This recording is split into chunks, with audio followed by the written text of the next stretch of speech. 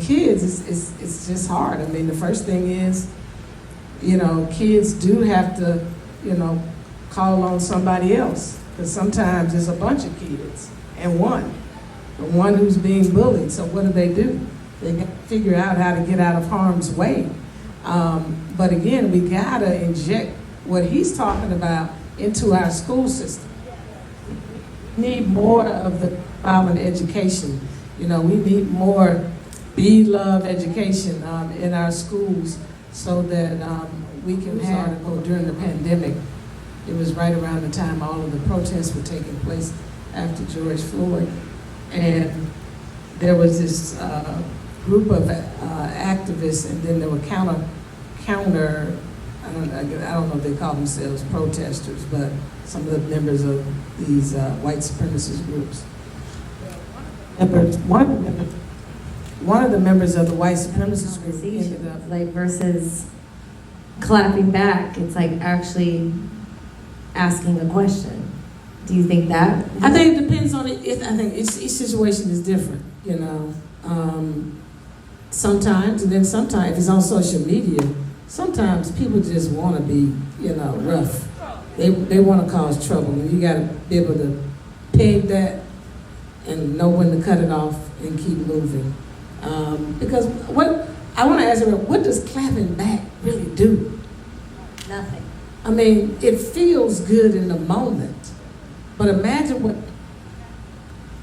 what's happening inside of your body with all of your organs as a result of you clapping back. All the anxiety. Yes, I mean, it's affecting the organs and the cells in your body. It's cancerous. Yes, it's very cancerous, literally. And if I could say something about that, one of the great points that our great teacher says in the film is that this world beyond physical eyes can see, we're all united in spirit. And this is forever, okay? So I do a lot of global peace work, and what I'm always, all that work for people to do is to establish. There are those of us who, people look at some of us and they're like, why are they so positive? Why are you so positive all the time? Like you see people, they be happy, like, why are they so happy all the time? We don't wake up every day happy. We don't wake up and being loving takes more work than other things. And that's okay. But it's a muscle. It's a habit. You said habit. My dad likes to always use the term, you have to habitualize, right? Habitualize, something like that.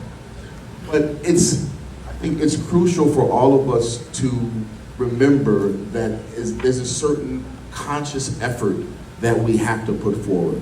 So days you wake up and you don't feel happy and you don't feel loving, it's okay to recognize that.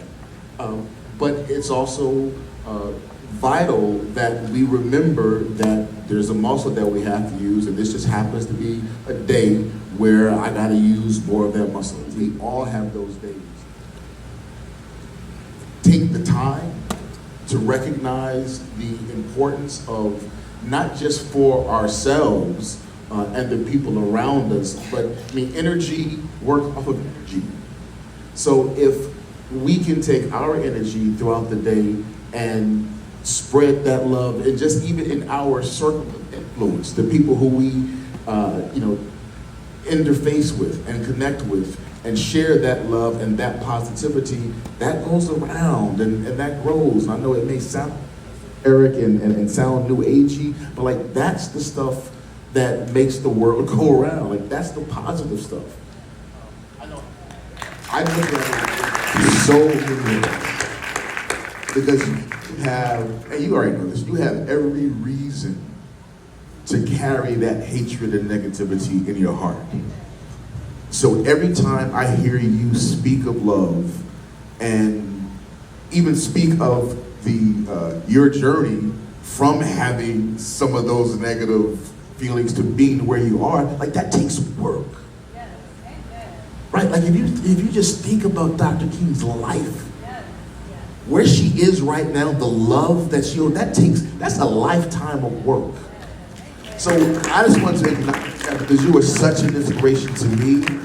and to so many of us. And there's so much that we can learn just from Dr. King's walk in life.